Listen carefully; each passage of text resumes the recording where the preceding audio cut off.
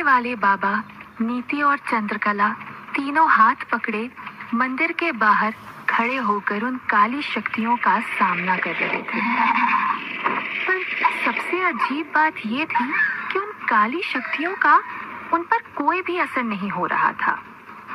अंगुना को कुछ समझ नहीं आ रहा था कि ऐसा क्यों हो रहा है। लेकिन तभी अचानक टीले वाले बाबा का हाथ नीति के हाथ से छूट गया और फिर वही हुआ जो अंगुना पिछले कुछ वक्त से करना चाह रही थी। नीति का स्पर्श खत्म होते ही जैसे बाबा की सारी शक्तियां कमजोर पड़ गई।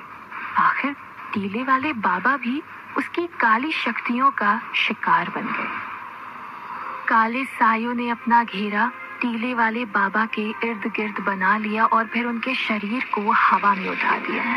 बाबा अपनी जान की गुहार लगाने लगे। उनकी भयानक चीख सुन मंदिर में बैठा हर शख्स कांपने लगा और अपने ऐसे ही अंत के बारे में सोच सबकी हलक सूखने लगी। बाबा की चीख में दर्द साफ साफ झलक रहा था।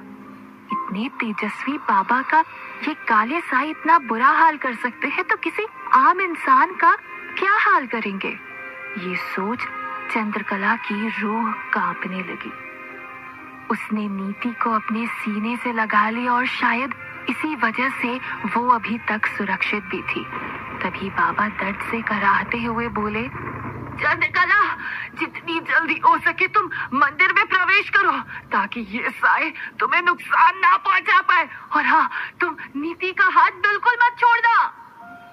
चंद्रकला ने नीति का हाथ और कसकर पकड़ लिया और बाबा की बात मानते हुए वो मंदिर की ओर भागी। जहाँ सबको ये लग रहा था कि नीति को बचाने के लिए बाबा ऐसा बोल रहे हैं, पर सच तो कुछ और ही था। नीति सबको बचा रही थी। बाबा को ये बात समझ आ गई थी कि नीति का हाथ छूटने की वजह से वो इन शैतानी ताकतों का शिकार बन गए हैं, पर उनको ये भी पता था कि इन शैतानी ताकतों को नहीं पता चल रहा था कि नीति के वजह से उनकी शक्तियां बेकार हो रही थी। इसीलिए उन्होंने इस बात का जिक्र चंद्रकला को नहीं किया। जैसे ही चंद्रकला मंदिर के अंदर पहुंची, एक गांव वाला आगे आकर बोला, पर वो शक्तियां ऐसे बाबा को कैसे पकड़ सकती हैं? वो तो सबसे ताकतवर है और उनके पास तो इन शक्तियों से लड़ने के लिए सुरक्षा कवच भी है। फिर ऐसे कैसे वो? चंद्रकला उसकी तरफ देखते हुए बोली, क्योंकि बाबा ने इन शक्तियों से लड़ने के लिए अपनी तमाम शक्ति का इस्तेमाल कर दिया और नीति को बचाने के लिए अपनी सुरक्षा कवच वाली विशिष्ट माला का इस्तेमाल किया था। ये सुन वहां मौजूद लोगों ने जैसे सवालों की झड़ी लगा दी। चंद्रकला चुपचाप बदहवास सी ऐसे खड़ी थी मानो अब उसके पास इन गांव वालों को और खुद को बचाने का कोई उपाय ही ना बचा हो। वो पूरी तरह से टूट चुकी थी, क्योंकि जिस पे उसको भरोसा था वो खुद ही शैतानी ताकतों का शिकार बन गए थे। वो कांपती हुई आवाज में बोली, मुझे नहीं पता कि अब हम कैसे बचेंगे या बच भी पाएंगे। जब तक हम इस मंदिर में हैं, शायद तब तक ही जिंदा रह पाएंगे। ये सुन वहां मौजूद गांव वालों के होश उड़ गए। सब चंद्रकला से हाथ जोड़ उपाय तलाशने की विनती करने लगे, लेकिन चंद्रकला अभी बेबस थी। उसके पास बस टीले वाले बाबा का सहारा था। अब वो कैसे बताए इन गांव वालों को? ये सोच उसकी आंखों में आंसू भर आए। गांव वालों के साथ में उसे नीति की भी चिंता खाए जा रही थी। तभी चंद्रकला खुद को संभालते हुए गंभीर आवाज में बोली, मुझे नहीं पता कि हम जिंदा कैसे रहेंगे। हाँ, पर अभी हमें सबको बचाने के लिए कुछ तो सोचना होगा। कोई तो उपाय होगा जिससे इन शैतानी ताकतों से छुटकारा पाया जा सके। तभी माधव आगे आकर बोला, पर हम अब कैसे बचाएंगे? अगर इस मंदिर से बाहर निकलेंगे तो तुरंत उन शैतानी ताकतों का शिकार बन जाएंगे, और अगर यही मंदिर में रहे तो भूख और प्यास की वजह से मर जाएंगे। माधव की बातें सुन सब लोग सोच में पड़ गए, क्योंकि यहाँ से निकलने का रास्ता तो निकालना बहुत ही जरूरी था। नीति ये सब कुछ सुनकर समझ नहीं पा रही थी कुछ भी। उसको बस इतना समझ आ रहा था कि उसकी माँ बहुत बड़े संकट में फंसी है और उसको वहाँ से कैसे निकाला जाए ये उसको भी नहीं पता था। वो सब अंदर बातें कर ही रहे थे कि तभी बाहर अचानक शांति फैल गई, मानो सारे शैतान वहां से चले गए हो। अचानक हुए सन्नाटे से सभी गांव वाले भी सतर्क हो गए। तभी एक दहाड़ने वाली आवाज आई और वो आवाज अंगुना की थी। चंद्रकला, अब कौन बचाएगा तुझे और तेरे इन गांव वालों को? क्योंकि जो तुम लोगों को बचाने आया था वो तो अब हमारा शिकार बन चुका है। अब क्या करेगी तू? चल हम दोनों एक सौदा करते हैं। तू और तेरी बेटी को हम छोड़ देंगे, बदले में इन गांव वालों को तो हमारे हवाले कर दे। ये सुन चंद्रकला गुस्से में बोली, ऐसा मैं कभी नहीं करूंगी। गांव वाले शैतानी शक्तियों की आवाज सुन नहीं सकते थे, पर चंद्रकला का जवाब सुन मानो वो समझ गए कि कुछ तो वो शैतानी साए मांग रहे हैं चंद्रकला से। तभी माधव आगे बढ़ा और परेशान होकर बोला, क्या हुआ चंद्रकला? क्या क्या चाहिए इन शैतानों को? वो जो भी मांग रहे हैं वो हम दे देते हैं। चंद्रकला के चेहरे पर घबराहट साफ दिख रही थी और वो बोली, वो मुझसे पूरे गांव वालों को मांग रही है और बदले में मुझे और नीति को छोड़ने की बात कर रही है। ये सुन गांव वाले सहम गए, क्योंकि ऐसी परिस्थिति में कोई भी खुद के बारे में सोच सकता था। गांव वालों के चेहरे पर दिख रहा डर माधव साफ साफ देख पा रहा था। वो भी अंदर ही अंदर घबरा रहा था और उसे अभी खुद से ज्यादा इन गांव वालों की चिंता हो रही थी, क्योंकि सरपंच होने के नाते उसका पहला कर्तव्य था अपने गांव वालों को इतनी बड़ी मुसीबत से बाहर निकालना।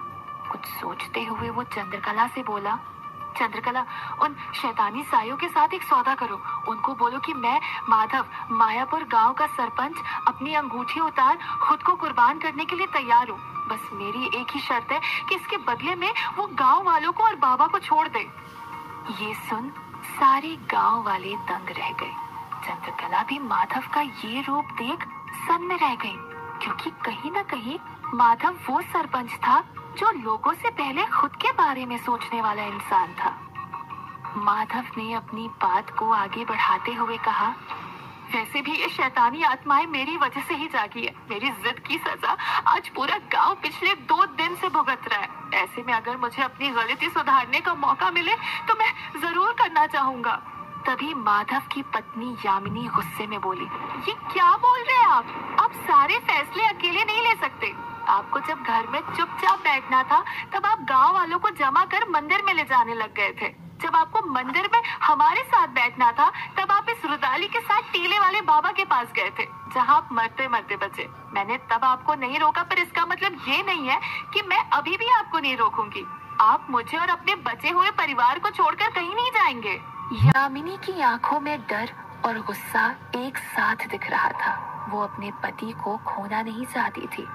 बाहर का मंजर फिर से बदल गया था। थोड़े वक्त के लिए बाबा की चीख पुकार जो सुनाई नहीं दे रही थी वो फिर से सुनाई देने लगी। जोर जोर की हवा चलनी शुरू हो गई। ऐसा लग रहा था कि ये हवा आज अपने साथ सब कुछ बहा के ले जाएगी। तभी माधव फिर से चंद्रकला को बोला कि जल्दी करो चंद्रकला, इससे पहले कि सब खत्म हो जाए तुम एक बार उस शैतान से बात करो, हो सकता है कुछ हल निकल आए। माधव यामिनी के पास जाकर खड़ा हो गया। उसने इस समय चुप रहना ही ठीक समझा, क्योंकि कुछ बातें बिना बोले भी समझी जाती हैं। चंद्रकला मंदिर के आगे वाले हिस्से में आ खड़ी हुई। उसे ऐसी लाचार और बेबस देख मानो अंगुना बहुत ही ज्यादा खुश हो रही थी। उसने मजाक उड़ाते हुए कहा, क्या फैसला किया तूने? जल्दी से इन गांव वालों को मेरे हवाले कर दे और यहाँ से इस बाबा और तेरी बेटी को लेके निकल। तेरी बेटी 15 बरस की नहीं है ना, इसीलिए मैं उसको कुछ भी नहीं करूंगी।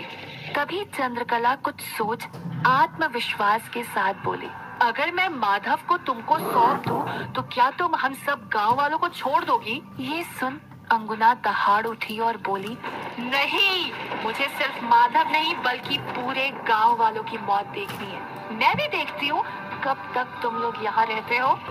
चंद्रकला फिर से अंगुना को बोली, सोच ले अंगुना, अगर हम सब इस मंदिर में मर गए तो इससे तुझे कोई फायदा नहीं होगा, क्योंकि जिस मुक्ति के लिए तू आज भी भटक रही है वो तुझे अभी भी नहीं मिलेगी। तेरी दुश्मनी सरपंच के परिवार से है ना, तो वही परिवार का सदस्य खुद तेरे पास आने को तैयार है। ऐसा मौका तुझे दोबारा नहीं मिलेगा। अंगुना की कोई भी आवाज चंद्रकला को नहीं आ रही थी। वो समझ गई थी कि अंगुना इस बारे में सोच रही है।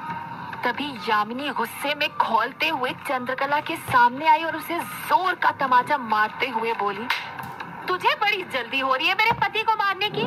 अगर इतना ही शौक है तो खुद जाके मरना। तभी एक महिला आगे आई और डरी हुई आवाज में बोली, मालकिन, ये सब भी तो आप लोगों की वजह से हो रहा है। इन शैतानी शक्तियों को आपके परिवार से ही दुश्मनी है। अगर एक की कुर्बानी के बदले समूचा गांव बच सकता है तो इसमें क्या गलत है। यामिनी कुछ और बोले इससे पहले माधव आगे आते बोला, सही बोल रही है काकी।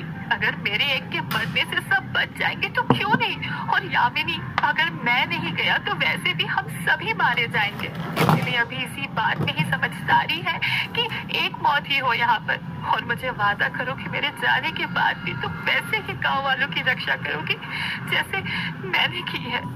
ये बोलते हुए माधव की आंखें भर आई थी। उसको पता था कि यही वो आखिरी लम्हा है जब वो अपनी पत्नी को देख रहा था, पर उसे भी पता था कि यही सही फैसला था। माधव ने अपनी अंगूठी निकाल के अपनी पत्नी की उंगली में पहना दी और बोला, आज से ये तुम्हारी रक्षा करेगी जैसे मैं करता था। यामिनी जोर जोर से रोने लगी। उसको कुछ समझ नहीं आ रहा था कि अब वो क्या करे। वो अपने पति के पैरों पे गिर पड़ी और बोली, मत कीजिए ऐसा, अभी देर नहीं हुई है, हम मिलकर सब ठीक कर देंगे। यामिनी को माधव ने उठाया और कहा, वादा करो यामिनी मुझसे कि मेरे जाने के बाद तुम अपना कर्तव्य अच्छे से निभाओगे। रोते रोते ही यामिनी ने माधव को वादा किया, हाँ मैं करूंगी सब कुछ। चंद्रकला के पास आकर माधव ने कहा, तुम्हारा बहुत बहुत धन्यवाद। आज तुम्हारी वजह से ही मेरा गांव बच रहा है। मैं अब जाने के लिए तैयार हूँ, तुम उन शैतानों को बुला लो।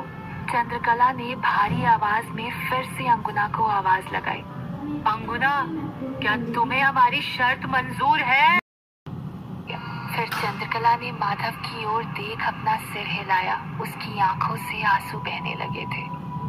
माधव चंद्रकला के चेहरे का भाव देख समझ गया था कि शैतानी शक्तियों ने उसकी शर्त मान ली है। उसने एक नजर अपनी रोती हुई पत्नी को देखा जिसकी आंखों से लगातार आंसुओं की धार बह रही थी। माधव भी नहीं चाहता था कि वो अपनी पत्नी को इस तरह छोड़ कर जाए, लेकिन सबकी सुरक्षा के लिए उसे ये कुर्बानी देनी ही थी और अब यही एक उपाय बचा था। वो एक बार अपनी पत्नी के गले लग के भारी कदमों से मंदिर के सुरक्षा घेरे से बाहर निकल गया। अंदर ही अंदर उसे भी डर लग रहा था। उसने एक नजर ऊपर देखा तो बाबा को अभी भी अंगुना ने गले से पकड़ रखा था और वो अपनी दर्द से छटपटा रहे थे। माधव के एक सुरक्षा घेरे से बाहर पैर रखते ही अचानक से शैतानी ताकतों ने उसे घेर लिया। अंगुना ने भी बाबा को तुरंत ही एक तरफ फेंक दिया और माधव की तरफ बढ़ चली। बाबा लगभग बेहोशी की हालत में पहुंच चुके थे। अंगुना ने माधव के पास पहुंच उसे एक ही झटके में हवा में उठा लिया।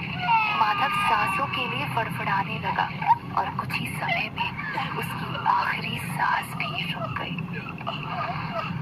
उसकी दर्द से बिलखती चीख शांत पड़ गई, लेकिन अंगुना ने माधव के शरीर को फेंका नहीं, बल्कि अपने साथ लेकर वहां से तुरंत निकल गई और उसके साथ सारे काले साए भी। अचानक से गांव का मौसम बदलने लगा। काले सायों के द्वारा गहराया अंधेरा अब छटने लगा। ये देख सब समझ गए कि काले साए अब जा चुके हैं। चंद्रकला और कुछ आदमी बाबा की तरफ भागे जो अभी भी जमीन पर बेहोश पड़े थे। बाबा को सब उठाकर मंदिर में लेकर आए और वहीं एक जगह लिटा दिया। वहां के पुजारी तुरंत ही गंगा जल लेकर बाबा को पिलाने लग गए। इधर माधव की पत्नी यामिनी का रो रो कर बुरा हाल था। वो अपने पति के शव का इंतजार कर रही थी ताकि वो अपने पति का अंतिम संस्कार, उनको अंतिम विदाई दे सके, लेकिन उसे नहीं पता था कि अंगुला माधव के शव को भी अपने साथ लेकर गई है। अभी गांव के ऊपर से खतरा टल चुका था और सब बाकी गांव वाले सुरक्षित थे। ये देख चंद्रकला के चेहरे पर सुकून भरी मुस्कान बिखर आई और नीति को उसने गले लगा लिया। पर चंद्रकला की ये थोड़ी सी खुशी यामिनी को बहुत खल रही थी। यामिनी मन ही मन में सोचते हुए बोली, चंद्रकला, जिस तरह तूने मेरे पति को मुझसे छीना है, मैं भी तुझे बर्बाद करके रहूंगी। तुझे और तेरी इस बच्ची को उसी तरह मौत मिलेगी जैसे मेरे पति को मिली है। रात हो गई थी। सारे गांव वाले अपने घर जा चुके थे। सभी मरे हुए लोगों का अंतिम संस्कार भी हो चुका था। टीले वाले बाबा भी अब ठीक थे। चंद्रकला ने नीति को खाना खिला के सुलाया था और खुद भी सोने के लिए जा रही थी, लेकिन उसे नहीं पता था कि एक साया चंद्रकला का पीछा करते हुए उसके घर के बाहर आ चुका था। चंद्रकला को लग रहा था कि माधव की कुर्बानी के साथ अंगुना हमेशा के लिए जा चुकी है, लेकिन ये मानना उसकी सबसे बड़ी भूल थी। असलियत तो ये थी कि माधव की कुर्बानी तो बस एक शुरुआत थी, एक ऐसे भयानक मंजर की जिसकी कल्पना मायापुर के लोगों ने कभी सपने में भी नहीं की थी। क्या मायापुर गांव सच में सुरक्षित हो चुका है या गहराने वाला है उस पे एक बहुत बड़ा संकट? क्या शैतानी ताकतों का गांव में फिर से होने वाला है आगमन? कैसे यामिनी अब अपना बदला लेगी चंद्रकला से?